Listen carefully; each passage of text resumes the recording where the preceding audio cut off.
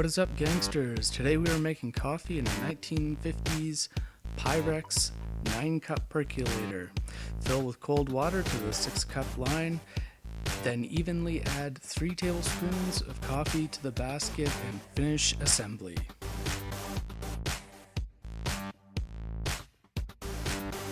If you're grinding beans, you will need a medium coarse grind because it's unfiltered. You can't go too fine or the coffee will be muddy. If you go too coarse, it won't pick up any flavor. Turn the stove on high or adjust the gas so the ring doesn't lick the sides of the carafe. Wait for the pot to get dark with coffee, wait 1 minute, and turn off the heat. Let the pot stop percolating, then pour a nice cup of joe.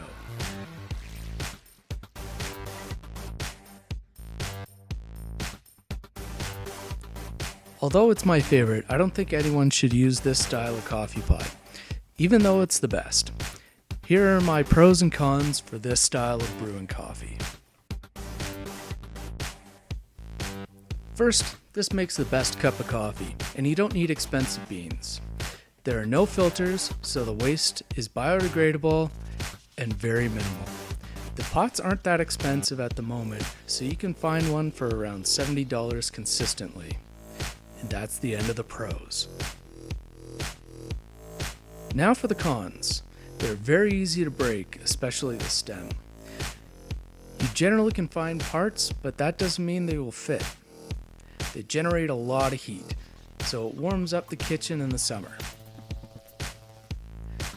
Leaving the pot on low to keep it warm is a fire hazard, and it may cause the carafe to explode. I know, my ex-girlfriend broke my last one. Because there is no filter, they are messy to discard the grinds. On top of that, they are difficult and time-consuming to clean, and you have to clean it after every use. The pot has to cool considerably before you start to clean. You have to hand wash. I've broken one in the dishwasher, and hand washing takes a lot of time and attention.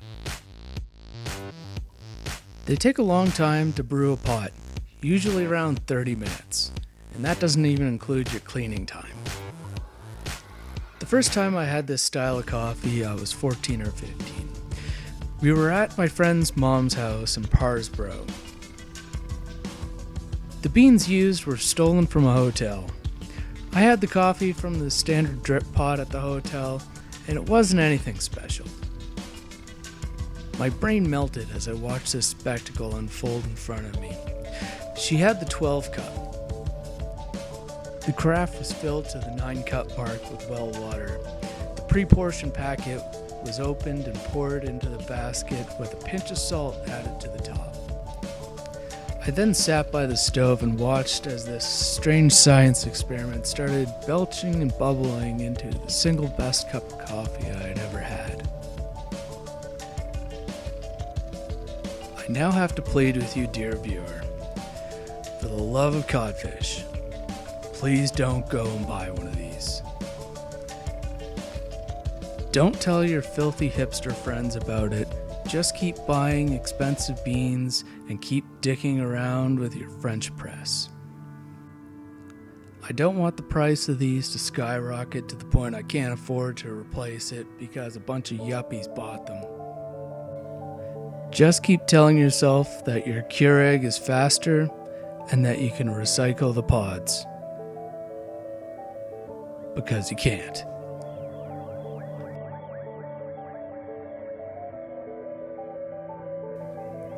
Thanks for watching this video, and don't forget to like, comment, subscribe, and I'll make an actual cooking video at some point in time in the future. I promise.